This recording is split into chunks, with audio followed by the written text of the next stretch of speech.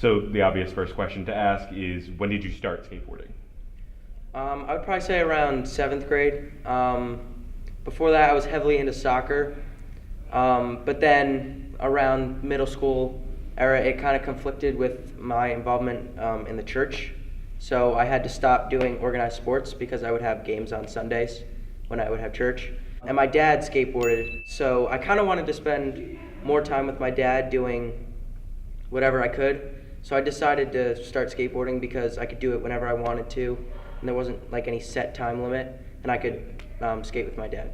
Yeah, I would say when I first started skating, I didn't really look at a lot of professional skateboarders, so in my eyes, my dad was like the best skater in the world.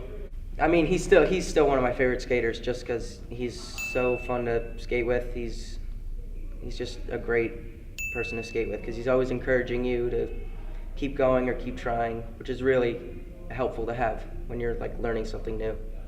Like I don't think I would have started skateboarding if it wasn't for my dad kind of pushing me to persevere and like just encouraging me the whole way, and then also kind of being forced to quit sports almost, which in the long run I'm thankful for.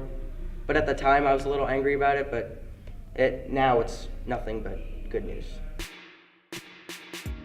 The summer of my 8th grade, when I kind of started getting on another skill level, I broke my left arm. So I was out for the whole summer, and which was really like a kind of a downer, but I was getting to a certain point where I wasn't gonna quit for anything really. Like even an injury, like I was very optimistic that I'll be back on my board in a few months. It may take a little bit to get all my tricks back, but eventually in the long run, I'll be okay.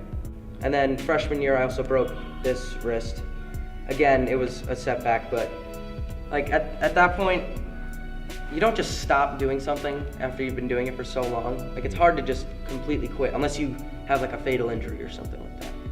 Whenever I'm going for a new trick or thinking about trying something, I always think of it with the same mindset, like, okay, I need to break down every single part of this to figure out what's going wrong and what I can do better, like where my head should be facing as I'm going for something, or if it's even in my skill level. Like obviously everybody has boundaries, and if there's something out of my skill level, then he's taught me to kind of have like a logical understanding of like, okay, maybe wait and learn the basics before trying this. But at the same time, he's also taught me to really have courage and just go for something.